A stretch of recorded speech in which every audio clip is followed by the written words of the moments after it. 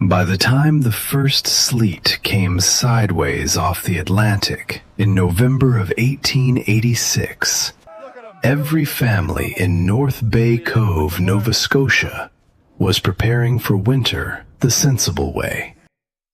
They tarred roof seams. They packed window cracks with wool. They stacked split spruce until the sheds looked ready for a siege.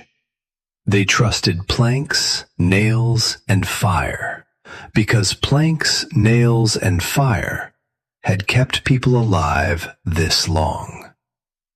Then there was Einar Thorsen. Instead of making his cottage cleaner and drier, Einar went up toward the bog above the cove with a turf knife, a square shovel, and a handcart. He cut black sod in heavy, wet blocks. He hauled it back one load at a time. Then he mixed harbor clay with chopped eelgrass and marsh hay, and started pressing that mass against the outside walls of his own house. Not repairing it, not patching it, burying it. First, the north wall disappeared behind the earth, then the east wall, then most of the west. Day after day, the cottage lost its neat, upright look and took on the shape of something older, lower, almost embarrassing. A dark mound with a chimney shoved out of it like a stubborn fact. People stopped in the road to stare. One fisherman asked whether Einar had decided to live like a seal. Another called it a turf grave.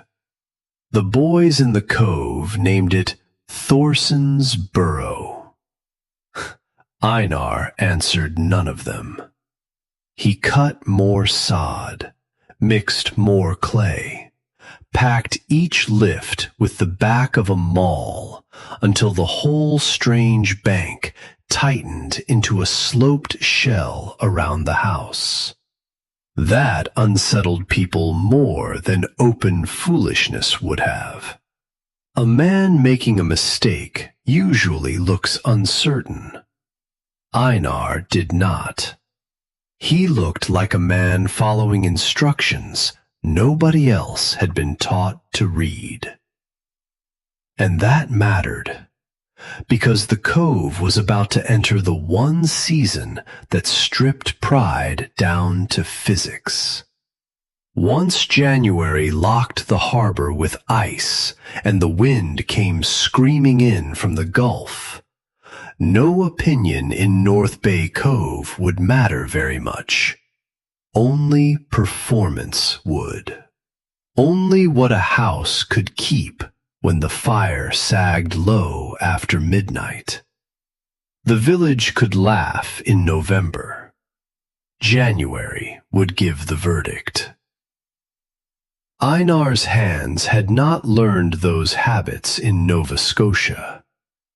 He had brought them from northern Iceland, where houses were not treated as thin shells standing against weather, but as structures that bargained with it. Back there, walls were made to do more than divide inside from outside. Walls could absorb. Walls could slow. Walls could hold on to the day's warmth and return it after the fire had gone quiet.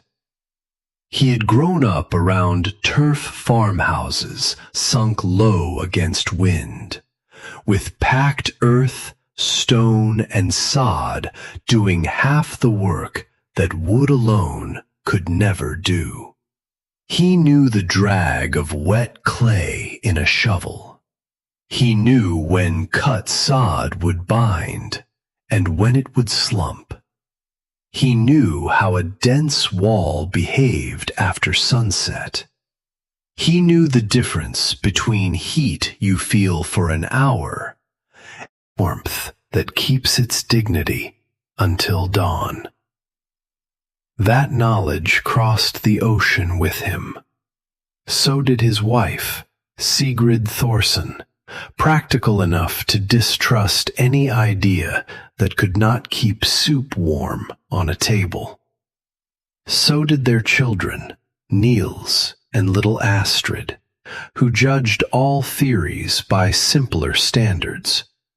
Whether the floor hurt their feet, whether their breath showed in the dark, whether they had to sleep curled around the stove like pups. The cottage they had bought in North Bay Cove was not a poor one. Amos Kittredge, the best carpenter and boat builder on that stretch of shore, had framed it himself on a low stone footing. The clapboards sat true, the roof line held clean, the door shut square. By local measure, it was a respectable house, better than many. Most men looked at it and saw safety. Einar looked at it and saw speed. Last winter had taught him the difference. The iron stove would roar, and the front room would bloom with heat so suddenly everyone felt rich for a little while. Mittens came off, shoulders loosened, steam climbed happily from the stew pot. Then the flames dropped to coals, and the room changed too quickly, as if the warmth had never truly belonged there at all. Cold came crawling back along the floorboards. It climbed the chair legs. It found the beds. It slid under the table and into the children's socks. Sigrid slept in stockings, wool, and a shawl. Niels coughed near dawn. Astrid kept tucking her feet under herself because the planks felt like harbor stone in February. And the wood vanished. That was the part Einar could not forgive. Each armload bought too little time. Each split stick of spruce seemed to disappear up the stove, as if the fire were not heating a home, but paying tribute to a leak nobody could see. He fed the iron until it glowed dull red. Yet by morning, the room felt as though it had spent the whole night giving away what the family had fought to make. So he began watching the cottage the way a careful man watches a faulty tool. He watched the walls after the fire burned hard. He watched them after it dropped. He stood in the corners. He knelt by the sill. He paid attention not to the blaze itself, but to what the house did with the heat once the blaze had done its work. That was when the real insult revealed itself. The stove was laboring. The family was laboring. The house was not. He did not need another winter to explain the lesson. The cottage could warm air quickly. It could not keep warmth with any discipline. It was a fast house, all spike and collapse, all burst and surrender. Good for an evening, bad for a season. One night, after the children were asleep, Einar sat by the stove while Sigrid darned a mitten near the lamp.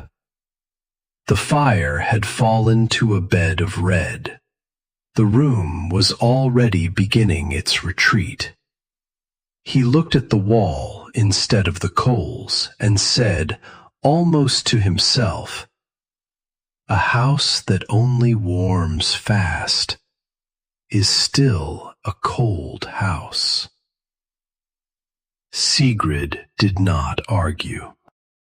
She looked toward the wood box, already too low for the weak, then toward the north wall where the wind always made itself known first. Einar added the second thought more quietly. "It is not the fire we are losing. It is the time after the fire." That was the shape of the problem, and once a problem has shape, a serious person can begin to build against it. He started with the windward side. The north wall of the cottage took the worst of the weather, so that was where Einar laid his first courses of sod and clay. He set the lowest layer wide, then leaned each rising band slightly back so the bank would carry its own weight instead of trying to slide off the wall. Between the layers, he pressed in harbor clay cut with eelgrass fiber.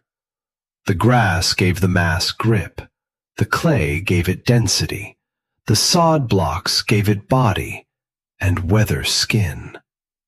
By the end of the first week, the north side of the cottage looked as if the hillside had begun swallowing it on purpose.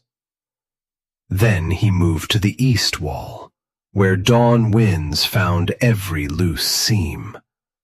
After that, he began the west face, leaving the south side open to the low winter sun. That choice alone convinced several men he had finally lost reason. If a man meant to bury a house, why not bury all of it? Because Einar was not trying to hide the cottage from weather. He was changing the terms under which weather could touch it. He wanted mass on the sides that bled heat hardest. He wanted light through the south windows when the sun rode low and pale. He wanted the lower courses broader than the upper ones, so thaw and rain would not peel the whole thing away. He wanted shallow ditches to turn runoff aside before water learned how to tunnel. He was not smearing mud on clapboards. He was giving the cottage weight. Inside, Sigrid noticed the first difference before she trusted herself enough to name it. One evening, the stove had burned down earlier than usual, and for once she did not feel that familiar knife edge of cold forming near the north wall. The room was not warm, not generously warm, but it was not betraying her either. It seemed to be giving ground more slowly. That night, she used one less stick of spruce than she normally would have. In the morning, the children were not miserable. She said nothing to the neighbors. Hope is fragile when a whole village is waiting for it to embarrass itself. But she watched more carefully after that. A kettle stayed hot a little longer once set on the table. The draft along the floor no longer arrived like an occupying force. The room lost heat, yes, but not with the old insult, not with that sudden sense that all comfort had been borrowed and instantly reclaimed. Outside, the laughter worsened. The sharper the banked cottage looked, the more deliberate it appeared. And deliberate difference is harder for a community to forgive than simple failure. Failure flatters the people who stayed conventional. Deliberate difference threatens them. Joked beside the fish sheds that Einar had crossed an ocean just to move underground. A cooper said the first hard rain would turn the whole thing into soup. Someone else said No clapboard house could breathe buried like that, and that rot would bloom in the walls before Christmas. The name spread faster than the work itself. Thorsen's Burrow, Sod Shack, Peat Tomb. Einar kept building. He cut the west slope flatter after studying how runoff moved from the roof edge. He packed the outer face tighter where the sea wind struck hardest. He checked the base after each night of drizzle. While other men repeated themselves, he corrected things. That did not go unnoticed. Neither did the fact that his method threw an unflattering light on everyone else's. Down the lane lived Levi Crowell, a lobsterman with a broad chest and the settled faith of someone who trusted anything old enough to feel normal. His house was considered sensible. Sound stove, storm boards, extra wool blankets, wood stacked well above the sill line. Yet sensible did not mean victorious. Levi was up 3 times on the colder nights feeding the stove. His wife, Ruth Crowell, stuffed strips of sailcloth around the frames until the place looked half fortified and half defeated. Their children spent evenings inside a shrinking circle of usefulness no larger than the stove's immediate reach. Beyond that ring, the room belonged to winter already. The same story could be found up and down the cove. People there knew timber. They knew shingles, caulk, hinges, nails, pitch, and draft stoppers. They knew how to patch against weather. They did not know how to make a house keep what the fire had already paid for. That old blind spot came walking up Einar's yard one evening in the form of Amos Kittredge. Amos was not a fool and not a bully, which made him more dangerous than the mockers. He had built boats that outlived storms and houses that outlived their owners. When Amos Kittredge told a man something about wood, most men listened. He came near dusk, tied off his horse, and studied the banked cottage without any smile at all. "This ought to stop," he said. Einar set down the tamper, but did not answer. Amos stepped toward the north face and struck the packed bank once with his boot heel. It held firm. That seemed to irritate him more than softness would have. "You are trapping damp against board and stud. Come thaw, that damp will travel inward. The planks will sweat where you cannot see them. Rot begins in silence. By the time a man notices, he's not fixing a wall, he's burying a mistake." There was more than concern in his voice. There was reputation. He had framed that cottage. Every spade of earth against it was also a quiet challenge to the way he understood sound building. Einar wiped clay from his thumb. Loose earth, yes. Bad drainage, yes. Water sitting still, yes. He laid his palm against the bank. Packed sod and clay, sloped right, with the water sent away? That is different. Amos gave a short, unhappy breath. "Wood is meant to dry." So I mean to keep it from being whipped all winter by wet wind and quick cold. Einar pointed toward the harbor, where the gusts came long and mean over open water. Wind can only rob what it can reach. I mean to give it less reach. Amos looked at the bank, then at the roof edge, then at the ditches Einar had scratched out with a shovel.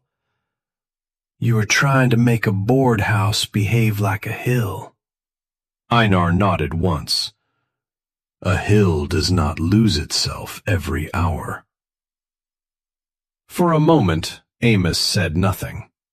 Then pride returned to his face the way weather returns to the sea. A coffin is packed close too, he said. Einar's expression barely changed. A coffin is not meant to hold a family through February. Neither man smiled. From the doorway, Sigrid watched the whole exchange with a stillness only anxious people truly understand. Her husband was not arguing with a gossip now. He was standing against the man the cove trusted most with timber, weather, and survival. No words spoken that evening would settle anything. Only cold would. And cold was coming. It sent a warning before it sent judgment. Late in November, a wet storm came up from the south, warm enough to soften the outer skin of the banks and heavy enough to soak everything it touched. By night, the rain stopped. Before dawn, the temperature dropped hard. What had been soft turned heavy. What had been heavy turned dangerous. Sigrid saw the failure first. At the northwest corner, where runoff from the eave had been gathering more than Einar realized, a section of the bank had sagged outward. A crack opened down the slope. Part of the lower face slid off in a dark spill and exposed the clapboards beneath like bone through skin. She tightened her shawl and spoke the fear she had been keeping out of words. What if Amos was right? Then, a beat later, the second fear. Worse, because it named time itself. What if winter gets here before you are? Einar did not waste breath defending the idea. He went for the shovel. That mattered. Bad builders defend themselves. Good builders study the failure until it gives up its cause. He climbed above the corner and traced the water path from the roof drip to the broken face. He looked at the angle he had used. Too steep. He looked at the ditch. Too narrow. He looked at the base. Too soft for that much weight after rain. Then he changed the design. He widened the drainage trench and made it shallower, so water would spread and move instead of cutting a single hard channel. He hauled rounded stone from the strand and packed it at the base to firm the foot. He rebuilt the collapsed section in shorter lifts. He laid the new outer face back flatter. He pressed each course tighter than before. With anger, not with panic, but with the cold concentration of a man refusing to let theory hide behind pride. By dusk, the corner stood again. Ugly, yes, but wiser. That repair did more than save the bank. It stripped the method of mystique. Einar was not practicing magic. The earth was no miracle cure. It demanded grade, runoff, patience, and revision. Used carelessly, it failed. Used correctly, it became something timber alone could not be. 3 nights later, another gale hit from the northeast. Sigrid stood inside near the repaired corner and waited for the betrayal. She expected the draft to snake through the wall and announce the ruin of all this labor. Instead, the corner held. The air along the floor moved, but weakly, as though the weather had been forced to travel through more resistance than before. The room no longer answered every outside change with immediate surrender. That was when Einar finally explained the deeper difference to her in plain language. "A blanket slows heat leaving the body," he said, kneeling beside the stove as he added fuel. "That matters. Moss between boards matters. Wool matters. But mass does something else. Mass remembers." Sigrid looked up from the bread sponge she was covering near the shelf. He touched the side of the stove, then the banked wall. The stove makes heat quickly. The wall cannot make any. But if it is heavy enough, it can take some while there is plenty, then give it back later when the fire is small. Not fast, slowly. That slowness is the whole point. Most houses in the cove lived on peaks. The fire flared, the room turned rich. Everyone hurried to benefit before the wealth collapsed. Then the family began again, from cold toward brief comfort, over and over, paying for each rise with wood and sleep. Einar wanted a different rhythm. By weighing 3 sides of the cottage with dense sod and clay, he was giving the house somewhere to put the day's excess. Heat from the stove, heat from cooking, heat from bodies, heat from the weak winter sun that still found the south windows when the sky behaved.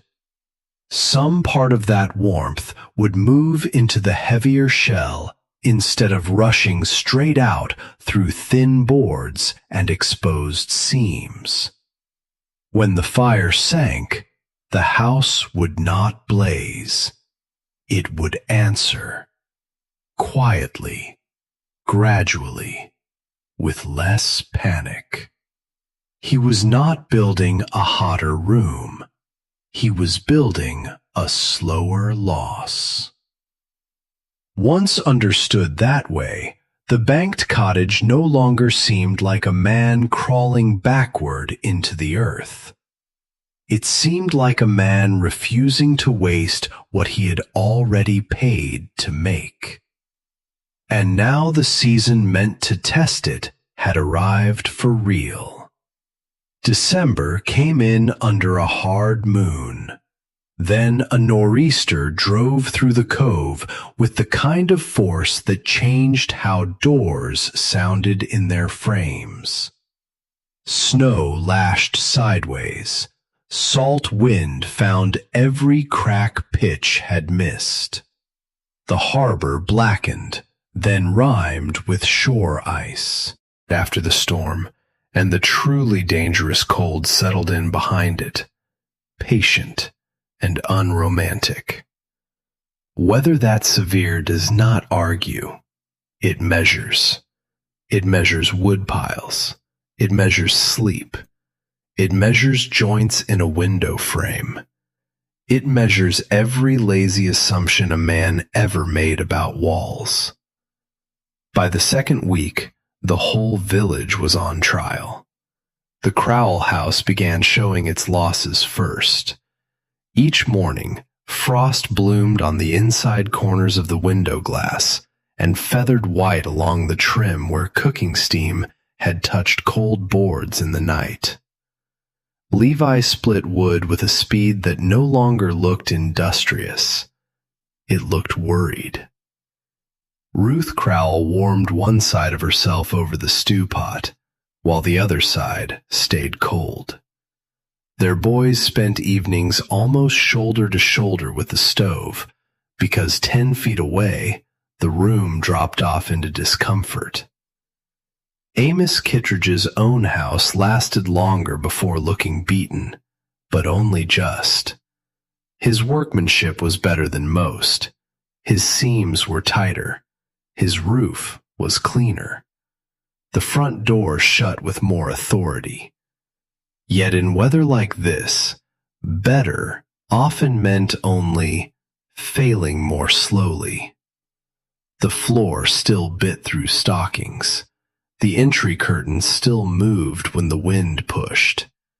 His youngest woke, coughing in the dark.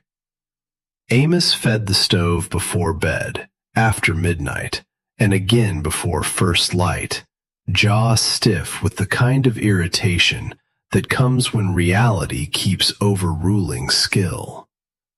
Up and down the cove, chimneys smoked harder. Woodpiles shrank lower. Voices shortened. Men stopped boasting about preparation, because preparation had turned into arithmetic, and arithmetic had no use for pride. Naturally, one question began to move through the village in a quieter tone than the mockery had. How was Thorsen's burrow doing now?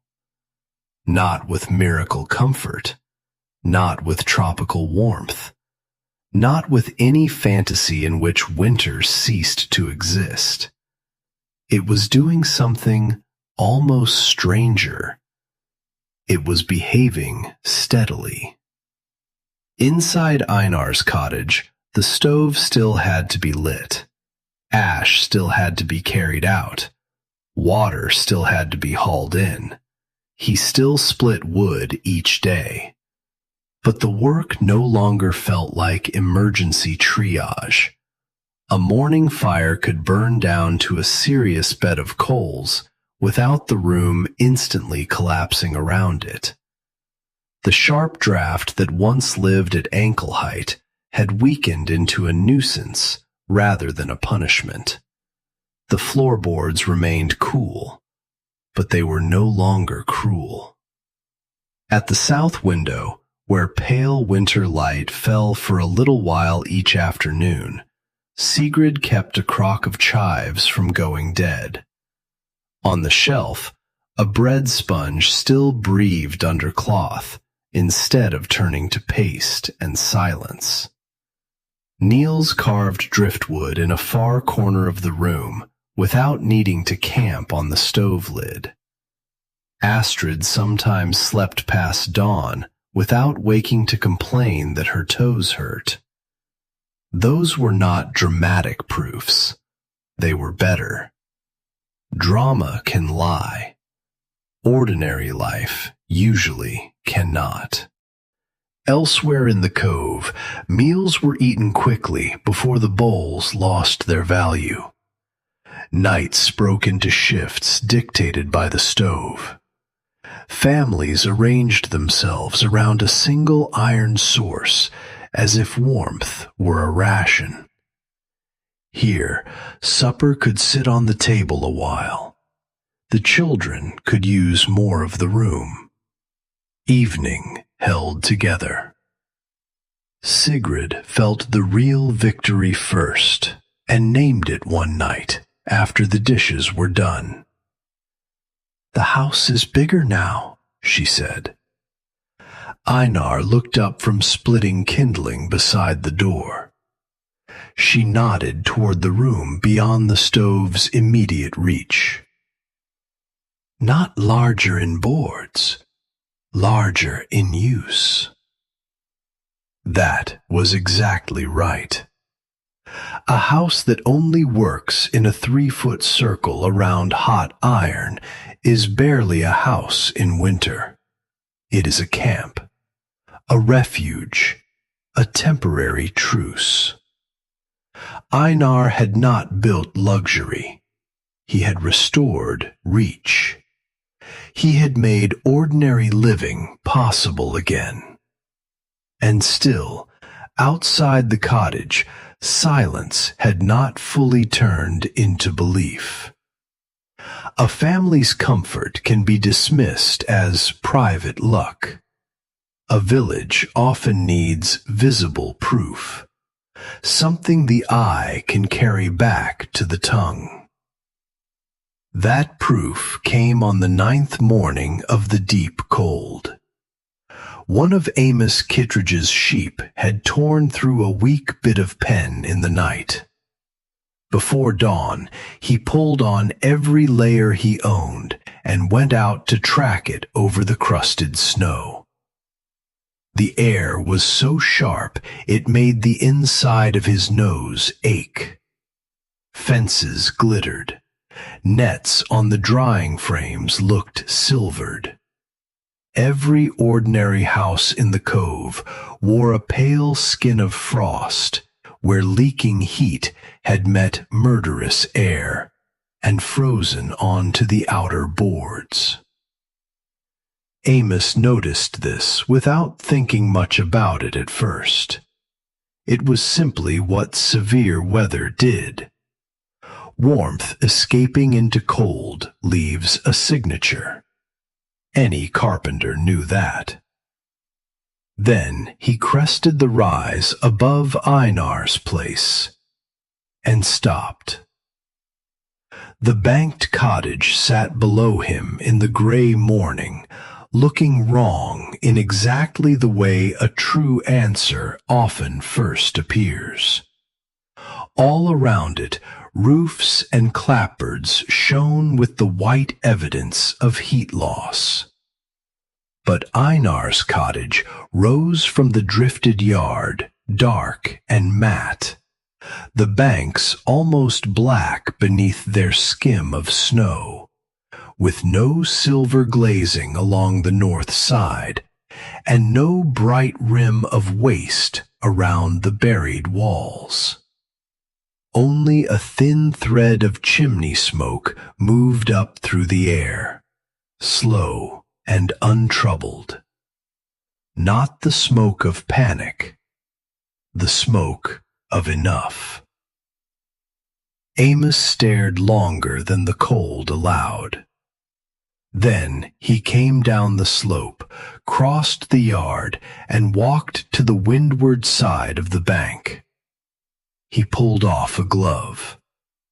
The air bit his fingers at once.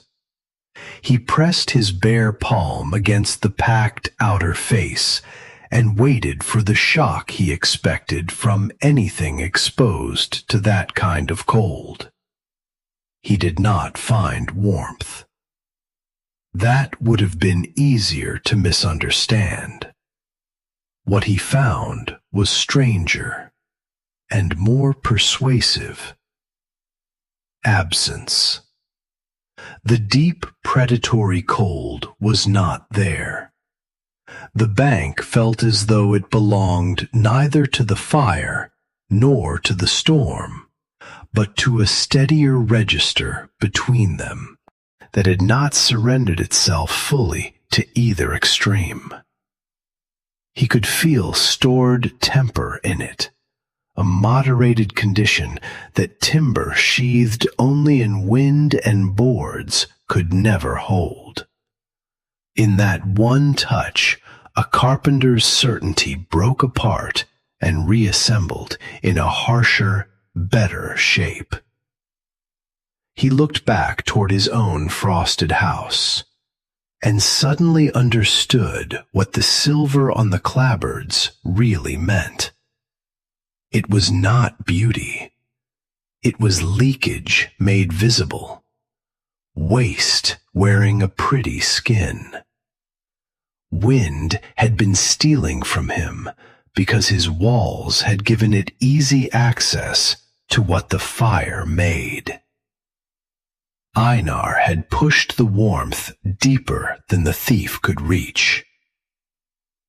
Amos stood there a long moment with his palm on the bank, forgetting the sheep, forgetting the cove, forgetting the argument he had come to win weeks earlier.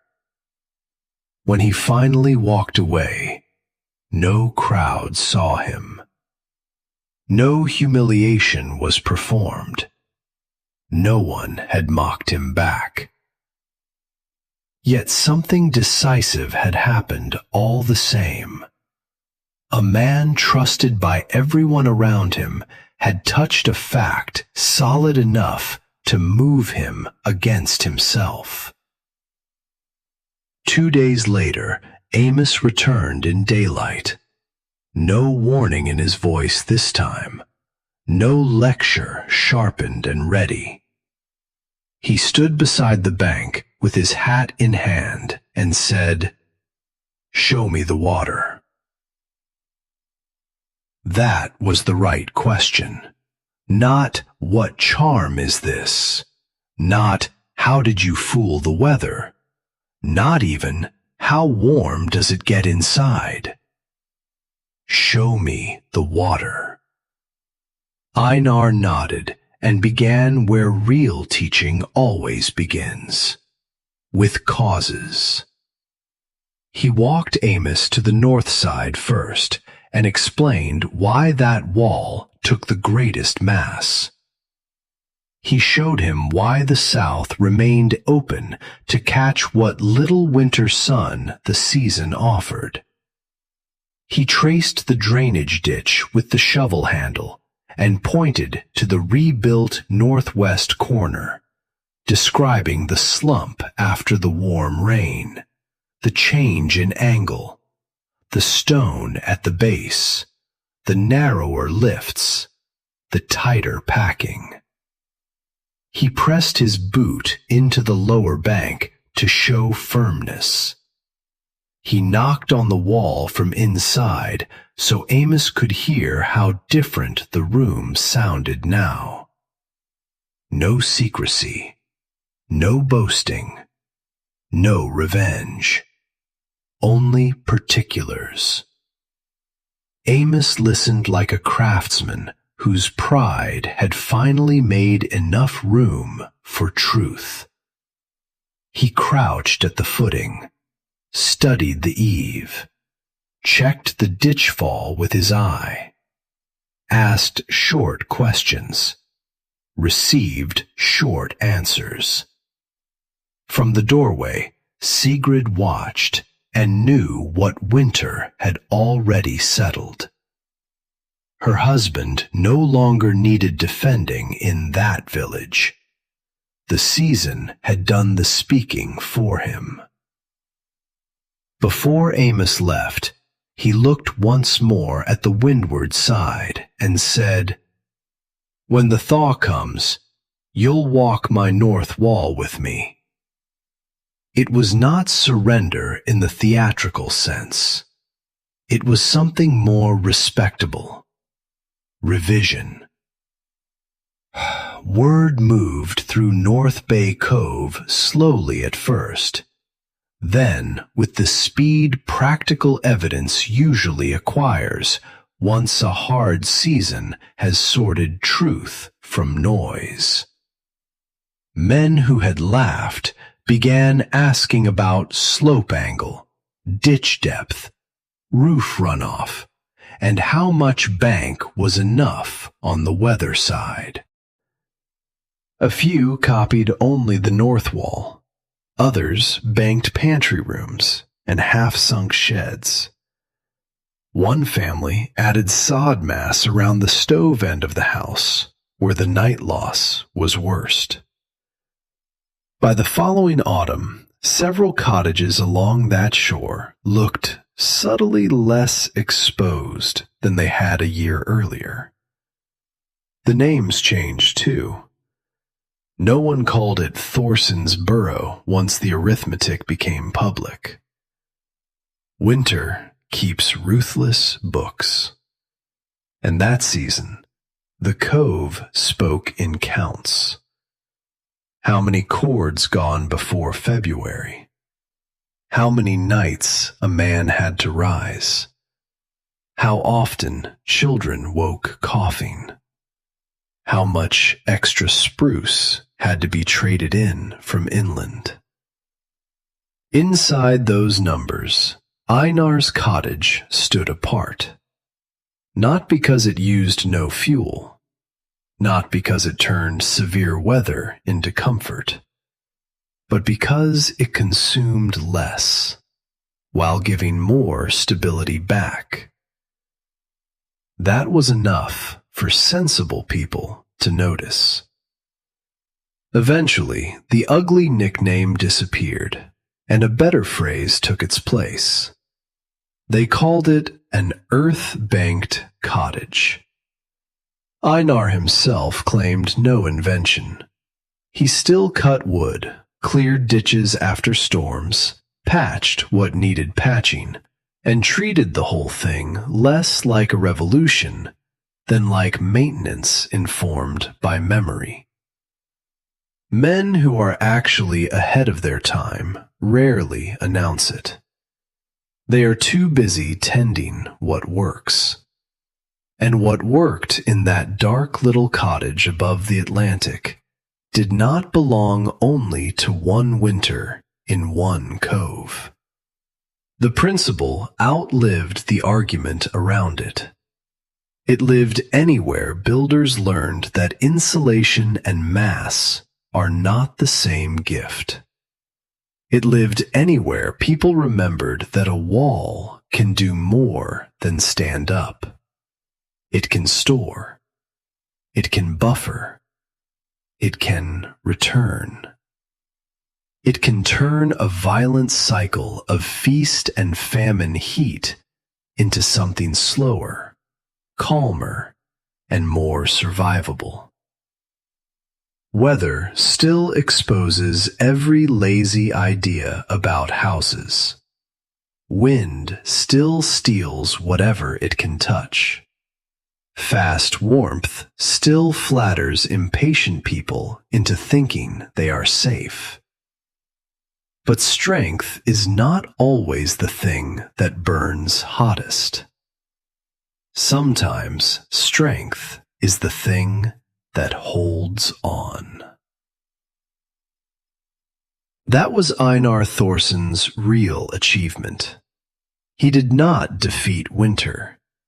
No one does. He made a small wooden house stop surrendering to it so quickly. He moved comfort out of the brief life of flames and into the structure itself. He took warmth out of panic and put it into time. And once a community sees that kind of truth with its own hands, it never quite laughs the same way again.